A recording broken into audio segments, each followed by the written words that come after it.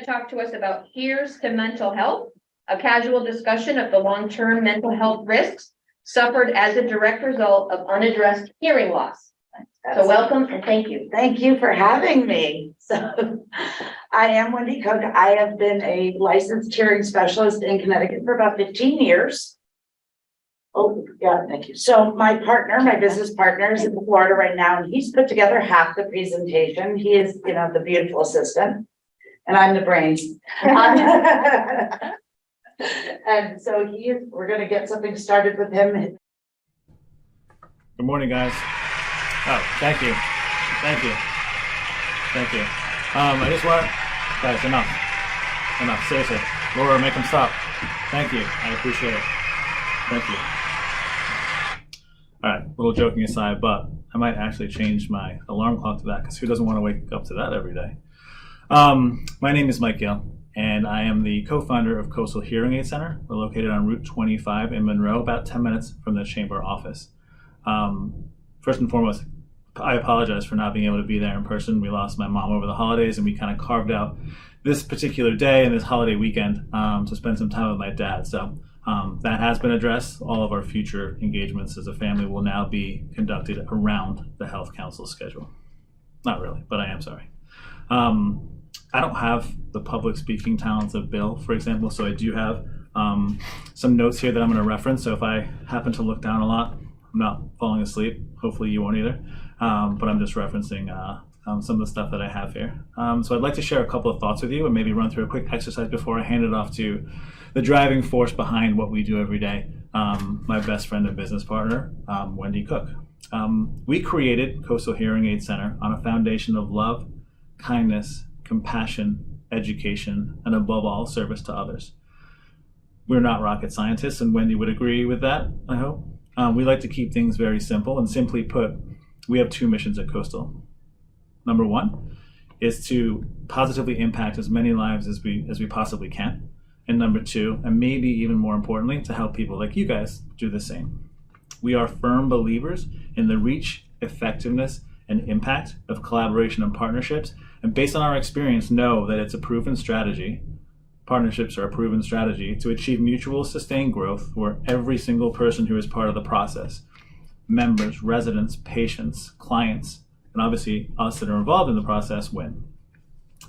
Before we go any further, I would like to highlight one aspect of Lindsay from BBX's talk last month. She mentioned one of the takeaways was that essentially food is medicine. In fact, over 80% of the conditions, that Americans present daily can either be managed or cured with proper nutrition, which is crazy, right? And yet, knowing this or having this information available, still so many of us don't eat the way that we should, myself included. And so to relate this to what Wendy and I do, untreated hearing loss has consequences, that are just as serious and just as devastating. I mean, let's be honest for a second. We're all friends, right? I've known you guys for minutes now.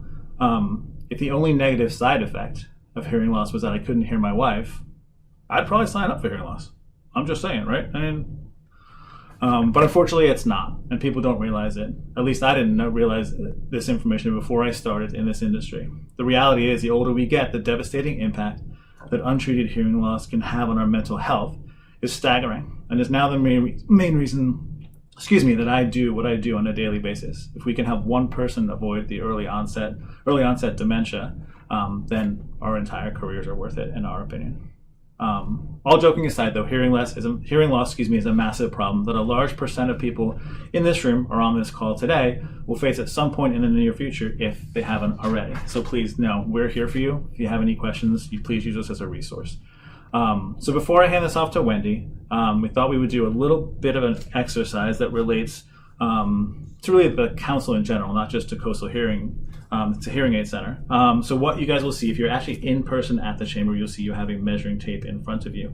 If you're with us virtually, you can easily follow along, but it's kind of a cool exercise to do. So we're actually going to leave a box of these, the big box of these, in the chamber office. So feel free to come by and grab one. Do it with your colleagues or friends or family or people at church. It can be pretty eye-opening.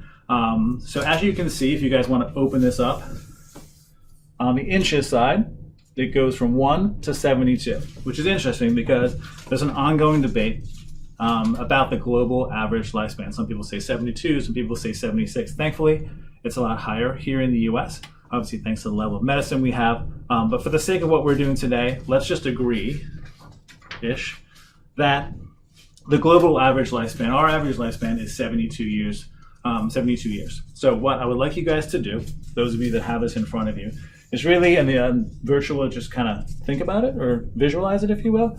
So what I want you to do is I want you to start at the end that has 0, 1, 2, the low end. And I basically just want you to pull the measuring tape through your fingers slowly until you get to the number that corresponds with your age. So I know I look like I'm 22, but I'm actually going to stop at 48. We'll wait for Bill. No, I'm just kidding. What I want you guys to do is when you get to that number, just kind of put it in between your thumbs there. Give everyone a second to get there. Okay, now what I want you to do is take your tape and rip it right at that 48. And take the lower end, the lower numbers, which should be in your left hand, and just kind of toss it on the floor. I want you to take the rest of it, and I want to hold it between your thumbs. And I want you to hold it up in front of you. Wait for everyone to get there. That's what you have left. Now, before you start saying like, what have I done with my life? Where did the time go? That was me being dramatic, by the way. That's not the takeaway we want. This is a positive thing, it's not a negative thing. So to highlight people who have achieved things kind of later on in life, we have a quick list that I'm just going to run through or read through in the interest of time. So very quickly, Ronald Reagan. We all know him, right? Beloved president, but he didn't become president until he was 69 years old. Nelson Mandela, arguably one of the most significant leaders in history. He decided to one-up Ronald Reagan. He became president of South Africa at the age of, anyone know, 75 years. Peter Roget. Not many people have heard of him or recognize that name, but Peter invented the thesaurus, but not until he was 73 years old, which is pretty amazing, or awesome, or incredible, or prodigious, stunning. See what I'm doing there? It's words you would find in a synonym. Anyway, forget it. Next one of my personal favorites, Mamofuku Ando. Fun to say. And also, he invented ramen noodles. As an aside, and he didn't do that until he was 61 years old, so a little bit later on. As an aside, you guys aware how many college students would have died of starvation without Mamofuku Ando's product? Staggering. Last but not least, world famous astronaut John Glenn. We all know John Glenn, who didn't get into space until he was 77 years old. But when he finally did, he managed to orbit the Earth 134 times in 9 days, which is a damn sight more than I did in the last 10 days. So that's pretty cool. But pretty amazing achievements, right? But again, the purpose of this exercise is not to be a negative one. It's not to highlight how little time we each potentially have left, but really to reinforce how important it is that we all maximize the time that we do have, and more importantly, help others to do the same. But I think that's why we're all here, right? I mean, Wendy and I help people improve the quality of their life by maximizing their ability to hear. Lindsay at BBX, for example, does it through educating people on proper nutrition, helping them change their diet so they can live better and longer. Neil, Joe, Beth, Mike, and others, you guys provide care that allows people to stay in their homes and live with dignity. Griffin Hospital team, for example, you guys help people in 172 different ways, but the list goes on. And I think you know what I'm getting at. The point is that we're all here. That's why we're all here. That's why the council's here, to help each other help others. So before I go, I just want to ask you to think about your business, think about our business, and think about how we might be able to add value to what you do. Is it on-site hearing testing, educational seminars on hearing loss, treatment, dementia, employee programs for those who might work with elderly clients or people with hearing loss, for example? Think about our in-practice TV system that can show your business card or deliver your message and let the community know who you are and what you do. Or is it the marketing collateral that you can leave in our waiting room? The possibilities to help each other are truly endless. But let's start by grabbing a coffee. Tell us more about what you guys do. We'll share more of what you do so we can be a walking marketing tool for you and share the great things that you do with the community. And let's collectively do some amazing things. Essentially, guys, that's it for me. Enjoy your time with Wendy. Thank you so much for the time today. Bill, Laura, Nancy, thank you as always. We're so excited to be part of the chamber, but even more importantly, part of this council. I look forward to working with each and every one of you in the days, weeks, and months to come. Take care of each other, guys, and I'll see you soon. Wendy, all over to you, sister. As you can tell, Michael is the charismatic, marketing-driven, marvelous component of this that I couldn't do without him. Because I am the hearing professional. Everything I do is in this little box. I plug away every day, seeing as many patients as I can, trying to improve as many lives as I can. And between the two of us, we have a really great cohesive sort of feel, and we love it. And like I said, I just wanted to go up there and be like, hey, Mike, thanks, but you know, he can't hear us. All right, so if I'm moving. Page down. Page down. There you are. Okay. So about 12 years ago, Johns Hopkins came out with a study that said there was a correlation between hearing loss and early onset dementia. So we started in the practice that I was in telling patients about it, and they told us it was a sales tactic. And that's just because it was something that seemed so apropos to be able to sell people hearing aids. It has turned out that about 4 years ago, AARP jumped on board and started making this a much more known philosophy. So we've been preaching it forever. And now that other bigger, more comprehensive companies have come out and said so, many, many more people are listening. There have been, well, we're going to see some studies, but the New York Times has run several articles. There's, you know, lots and lots of data now. Okay. So, but untreated hearing loss is a big deal. Okay, so today what we're going to do is we're going to learn how we hear and how hearing loss and memory loss are related, and how hearing loss and balance are related, and what we can do about all of those things. So this is our ear. We all know this part. But the things that are on the inside is what I deal with. So the sound enters right here, as we all know, and it hits your eardrum. And inside your ear, you know, behind your eardrum are these little bones. We're going to see a slide of them in a minute, but they are the hammer and the anvil and the stirrup. And those are a mechanical function. So the sound hits the eardrum, it sends the signal through these bones to our hearing nerve, which is our cochlea. Okay, so. What's the, when someone's born, I have a friend, something that affects cochlea where you can't, that somebody at birth? Your cochlea, right here. So do they have a cochlear implant? I believe so. Yeah, so they wear something on their head. Yeah. So that is a brain surgery, and they put a mechanical cochlea in place of the one that no longer works. Very commonly done with deaf children, less so with adults. The transition is really hard if you've heard a certain way your whole life, it's really hard to get a cochlear implant because it does not sound like sound. Yeah. Yeah. So those are those bones we were talking about. They are so small that they all fit on a dime. They're these little tiny guys. And you know, it's a slide I remember seeing in like elementary school. So this is what we were talking about before. So the sound enters here. It moves your eardrum. The movement of that eardrum moves these bones, which sends a signal to this cochlea. So what happens with this cochlea, the vibration of that activates hair cells that are in your cochlea. So the hair cells for high frequency hearing, like clarity in speech, women's voices, children, those hair cells are out here. So your cochlea looks like it's stale, and those hair cells are out here, and those get battered first. So very often people have a hearing loss where they can hear, they know you're speaking, they have no idea what you're saying, or it's not as clear as it needs to be.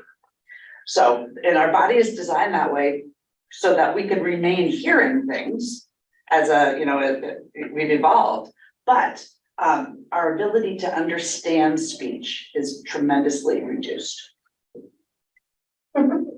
Okay. So there are a few causes of hearing loss. Hereditary factors. My dad was hearing impaired. I'm hearing impaired. Noise exposure. So we see a lot of people in workplace environments who firefighters, policemen. My father was a policeman. He was deaf as a stone. He taught shooting. So he would hear it over and over again. And it was at a time where you didn't wear hearing protection. He also wouldn't wear hearing aids, but that's its own issue. And then simply the act of aging. So that sound coming into that cochlea over and over and over all of your life, those hair cells just get battered away. It's like beach erosion. So what we have to do to make those cells be able to hear those sounds is increase the volume. Okay, and that is called, well, there are a couple of types of loss. So there's a conductive loss. So if I do this, I now have conductive hearing loss. There's something physically impeding my ability to hear. Okay. And that is a thing. Those little bones sometimes develop some arthritis, and that is called otosclerosis. So they don't move as well. So that causes a hearing loss. Something in your ear, earwax, if it's a big earwax plug, is a conductive hearing loss. But by far most common is sensory neurohearing loss. That is that one from, aging. Okay. And if you don't know what kind of hearing loss you have, if you have it, you should, because very often conductive hearing loss is reversible. You can go have a surgery and have those bones, replaced. You can have the earwax removed. You can have fluid removed from They your can ear. replace those little teeny bones. They in do. your ears. They do. Don't they first have you hop on one foot and turn your head this way and that way? I have a friend that has to do that, Is it vestibular? That sounds vestibular. Oh, yeah. They're trying to move the crystals in there. Yeah. Okay. That works. yeah, it does. So another big sign of hearing loss is tinnitus, any sort of noise that is regularly occurring in your ear. Tinnitus is your ears is asking your brain to make a sound to stimulate it in those frequencies where it's deficient. So what happens is one day you realize, wow, I have this sound. It's not going away. And we've all had intermittent tinnitus. You hear your ear ring for a minute, but I probably see 10 to 15 patients per week with what they think is sudden onset tinnitus. What it is their ear is just craving more sound and asking the brain for it. In turn, the brain gives them this noise. When your ears are ringing, your ears are very happy. The other part of your brain is saying, what fresh hell is this? Because they can't get away from that sound. So what we do, and that's one reason you have tinnitus. Medications, their side effects. Some of them are tinnitus. High blood pressure patients often have tinnitus. Diabetic patients often have tinnitus. It's just so. But if you have a sloping hearing loss, and we'll look at what a loss looks like in a minute, chances are, if you let it go too long, you will start to ring. And so what we do is we give you your hearing back, and over time, your ear stops asking your brain to make this sound. And it works about 87% of the time. Really? But the key to this is consistency. When you wear a hearing device, especially for tinnitus, you wear it all the time, except if you're in the shower or when you're sleeping, because your brain needs that constant stimulation. If you do not, it doesn't matter that you wear it 4 hours a day, it just won't work. So, with stubborn seniors who don't want to wear it, or what proportion of them have this issue versus, where they really should be? A lot of them have this issue. The greater issue is if they own them and don't wear them, they're not doing anything to ward off that dementia. Yes, sir. I've had tinnitus for years, and right now it's ringing away like crazy. And I've been told by many experts that I've done a lot of research, and there is absolutely positively no cure for it, no matter what anyone says. And how I got it was, I'll never forget. I went to the host and it started ringing like it is now, nonstop, 24 hours a day. The Chinese water torture, sometimes if you focus on it. But anyway, I went to my ear, nose, and throat Dr. Coffee up in Trumbull. I got to know very well. And he said it was like a Tuesday, and he said, "Have you been anywhere where it was loud lately?" And I went to a big college basketball game Saturday, this is Tuesday, and we have front row seats, but 20,000 people there, and the band was right behind me. And he said that triggered it. That loud noise for just those 2.5 hours gave you tinnitus. And ever since then, I blame my best friend for bringing it. I know that, and I don't want to speak about your hearing loss, but, because I haven't seen it, we've talked, but I haven't seen it. I know that people with long history of hearing loss almost always have tinnitus, almost always. If you wear the devices, there are things in the devices we can add that can mask it. There are things that we can do to train your brain not to hear it in other devices. There's a lot that we can do now with tinnitus. But if you don't wear them, there's nothing we can do to fix it. That's why What about like the sound of an ocean? Yeah, that's masking. You can do that. Yeah, you hear the sound of an ocean? Yeah. It doesn't have to be a ring. It can be, it's any sound in your I mean, head. it's not all the time. I mean, sometimes it was happening for a while, but then it stopped, Right, never again. Then it happened for a little bit, then it stopped. Right. I mean, right now, I don't have it. right. But, no, any It's not sound. always a ringing. It's not always a ringing. Some people hear crickets. Some people hear, Jesus. yeah. And then I've had a couple of lovely, very geriatric patients who thought that their towns played music. They had like musical tinnitus, which is more of a definitive function of old age, but they came in saying, do you hear that? And they could identify the song. One was a nun, she knew the hymn, and she would sing along to what she was totally convinced she was hearing from the outside. So she was fun. Okay, so what we can do is like what we just talked about for tinnitus is amplification. We get the ear to stop asking and the brain will stop giving 87% of the time. So when I see a tinnitus patient, I just encourage them not to be that 13%. You have to really dive deep and, and that 87% of the time is with everyday wear, 12, 16 hours a day for 3 months. People have a noticeable reduction or elimination of the tinnitus. Now, if you stop wearing the devices, it comes back because the underlying condition is still present. So you need to keep that stimulation going always. So my father-in-law has severe tinnitus all the time. Mhm. So he will not go get a hearing aid. Maybe I can talk to him again and For see. sure, for But sure. he wears the foam hearing, the little plugs, because it muffles the sound. It doesn't make it ring as bad, because when the sound comes, it gets worse than tinnitus. Right, So he muffles the sound, so it doesn't get worse, but now he can't hear us even worse. That's even worse. right. Oh, right. it's horrendous. Right, no, that's for sure. And that's a common thing. People with tinnitus often sort of try to isolate and try to overprotect themselves. And they're actually doing themselves a disservice. So yeah, I would be happy to talk to him and at least talk him through the process, Okay. So another part of this is what we're really here to talk about today is how hearing loss increases your risk for memory loss. So the neural pathways in your brain are use it or lose it. So when we do a hearing test, we can see what you hear and how loud you need it to be to hear it. But we can also test to see how well you understand under amplification. So a serious side effect of needing hearing aids and not getting them is an atrophy of the neural pathway from your cochlea to your auditory cortex. And what happens is with decreased stimulation of those centers in the brain, your brain's ability to take the sound and turn it into a word decreases tremendously. And we'll talk about that a little bit more. But what else there is your brain is pretty smart. It's like the command center. And what it does is it says, you know what, if there isn't anything going on over here, I'm going to reduce the blood flow and nutrition in this part of your brain and we'll reroute it somewhere else. So as that atrophy starts to occur, it increases because your brain goes, we're not using that. Let's just ignore it. So, and like I said before, the longer you wait, the worse that occurs. So ideally, when we do this testing, we like to see that once we amplify you, you're capable of understanding 100% of what's being said. And if you're not, we want to hold on to those numbers with both hands.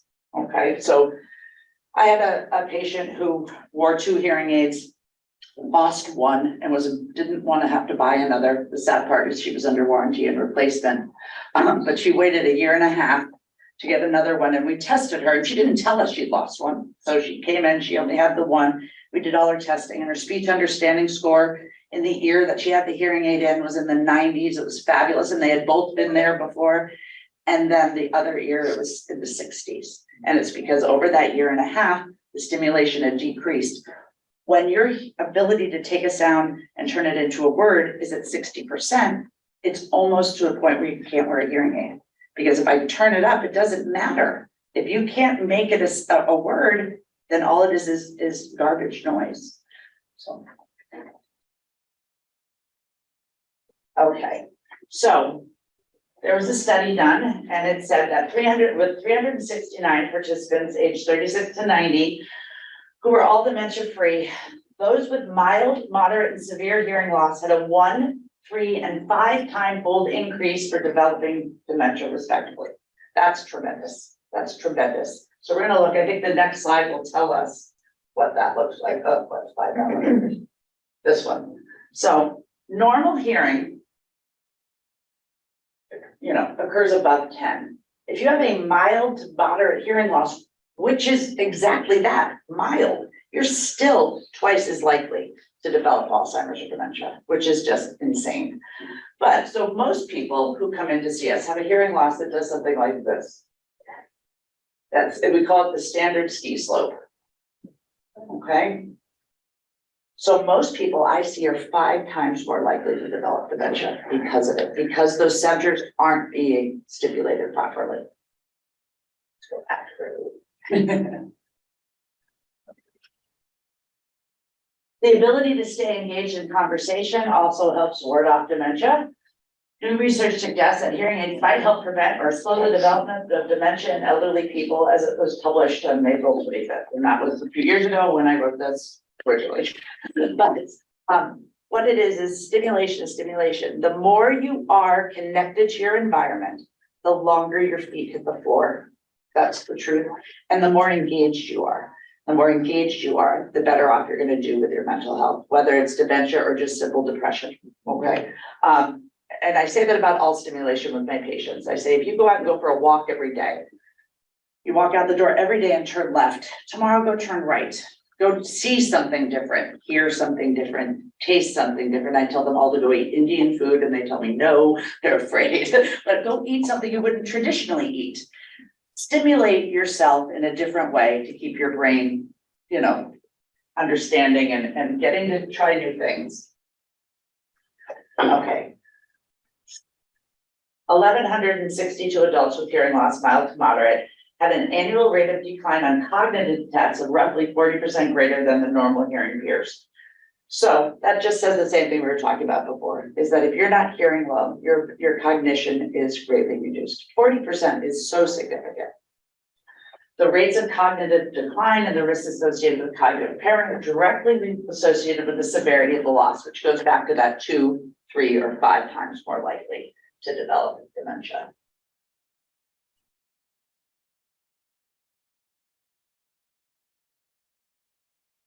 So the other thing about hearing loss is falls. Your body, part of how we know that we are right here is that we're like bats. We have sonar. We know where we are in the world and that we're upright by this, how far we are. We hear the sound from here, we hear the sound from here, and we know that we're upright. We can do it with our eyes closed. We don't suddenly think we're like this if our eyes are closed. If you're not hearing well, your ability to figure out where you are in time and space is reduced. So what we do is very often when we refer out for vestibular, we have them wear hearing aids when they go, because if they are hearing better, they're going to know where they are and they're going to feel much, much more secure.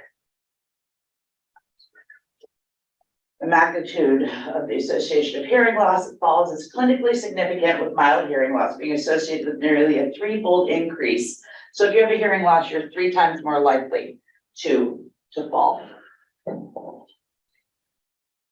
Okay, so the reality is what keeps the lights on by now, is that we dispense hearing aids. So the takeaways are, before you really need to get them before you realize you need them. Because once you're saying what on a very regular basis, chances are your speech discrimination score is decreased. Okay. when someone tells you, you might have a hearing problem, I suggest listening to them because other people around you notice your hearing loss long before you do.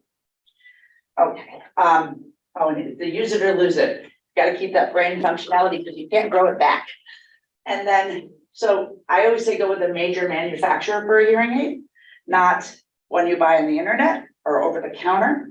Over the counter and internet hearing aids are often programmable by you and not by a professional, which makes it very, you'll do better, but you won't do as well as you possibly could. Are you doing damage?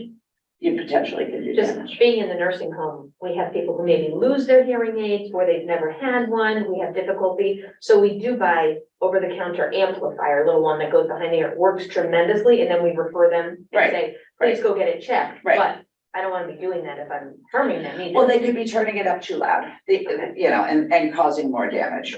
And if they go but the opposite is if they go unstimulated, they're causing themselves damage too. So we have to come up with a, and maybe what we do in a situation like that is we have like a loaner program to, something to bridge the gap with you guys. That would work. And the other thing is don't steer the ship. So that's something I say all the time. People come in saying they know what they want. Well, your hearing loss drives the type of device you can get. It's not a one size fits all. Not everyone needs the little in the ear kind or the behind the ear kind. It's really driven by what your hearing loss is and not by your desire. So when, a man comes in and says, I'm only going to get the kind that goes inside because no one can see it, but their hearing loss doesn't fit that, I won't dispense it. There are places that will, retail hearing aid establishments will do that because they want to make a sale. I won't do it. I'm not going to do, this is when we talk about integrity, and I'm only going to dispense to you what is needed for you. And that does not mean $6,000 hearing aids very often. I mean, this isn't about that. Michael said it's about service. So we go out there and we get what works best for you, not what works best for the manufacturer's pocketbook or our pocketbook. We just want you to be able to hear and buy your hearing aid every 6 to 8 years, not every 2. Or 2 or 3, which is what a lot of other places do. And I bet I talked over my next slide. Oh, so what can be done? Treat the hearing loss to improve your chances of aging better. Treatment is based on the cause of the loss, conductive versus nerve. We talked about that. Wax and fluid, and we can fix that. And of course, nerve loss, you use hearing aids. So we established that there's a link between hearing loss and dementia. Hearing loss is independently associated with accelerated cognitive decline.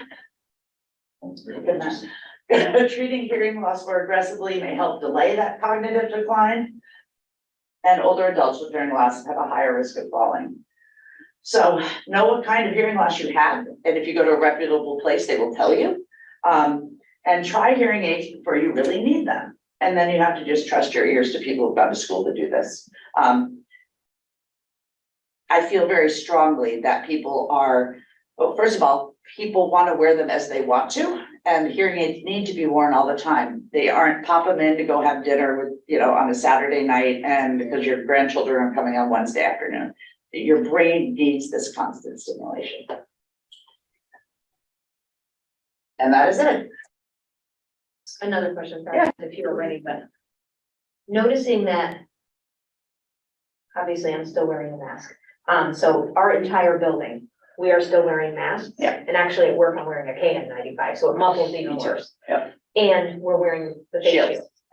So I feel like we all have speech impediments. I feel we all have hearing loss. And then these straps pulling on my ears have messed up my TMJ and the whole anatomy of my ears. Yeah. So is any of this making sense? Yes. To what COVID has done to our ears? Yes. Well, what is the wearing of the mask, when you can't see the person speaking to you, you understand 30% less. 30% of hearing is visual. So we all read lips, whether we know we're doing it or not.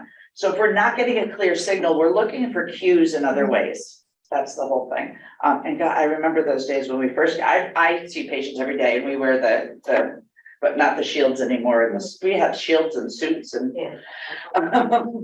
and if you can do your best for your understanding and the understanding of the people around you, if you look at them very closely, try to support your voice, hopefully they'll have a greater understanding of what you're saying to them. And in turn, but it's hard when you're talking to them and you're not understanding them. They're wearing a mask. They're wearing a mask But too. because it pushes on your face, we're all talking muffled. Yeah, yeah. But I think it's more when you were talking about the hairs in your ears and different things. Right. I know that this has pulled my ears forward, which pulls my jaw forward, and it's closing off my ear canal. You're getting a prolapse, the ear canal is closing. Get the ones that tie behind your head. I mean. Well, I have some of those straps and everything like that, but depending on what outbreak status we're in, depends on what type of mask we have to wear. Right. So when you were saying that, it makes sense because the hairs are changing because things are, Yep. you know, I think the whole next change in the next generation is gonna be, they're all gonna have ears that Just like stick out. that, yeah. Because it's just gonna happen, Well, I because mean, of they are, evolution. but people are saying that already. I've Yes. heard that from other places, Yeah. that we're gonna evolve to have, so I don't know. We all have different cartilage in our ears. Mine is very soft. I put the mask on and my ears fold. Yes. And so, but people are gonna have to develop stiffer cartilage in their ears, so we're gonna little like this. They're gonna be bigger. They're gonna have to be So it stiffer. was probably more of a question, does that make sense, and are you seeing I people? am seeing People, I'm worried about the healthcare industry in general, that has to wear this more, that we're gonna have more dementia because we have more hearing loss. For sure, for sure. Well, and that's part of Wow, that. not just that. So part of this whole over-the-counter hearing aid thing that we came through is because the baby boomers are now hearing aid wearers. Mhm. And because of this dementia situation, they're scared. So they allowed hearing aids to go over the counter to try, because our healthcare system will not be able to support all of these people with the dementia if something isn't done. And that's the reason. I mean, that's the reality. Oh, well, thank you so much for having me. Thank you.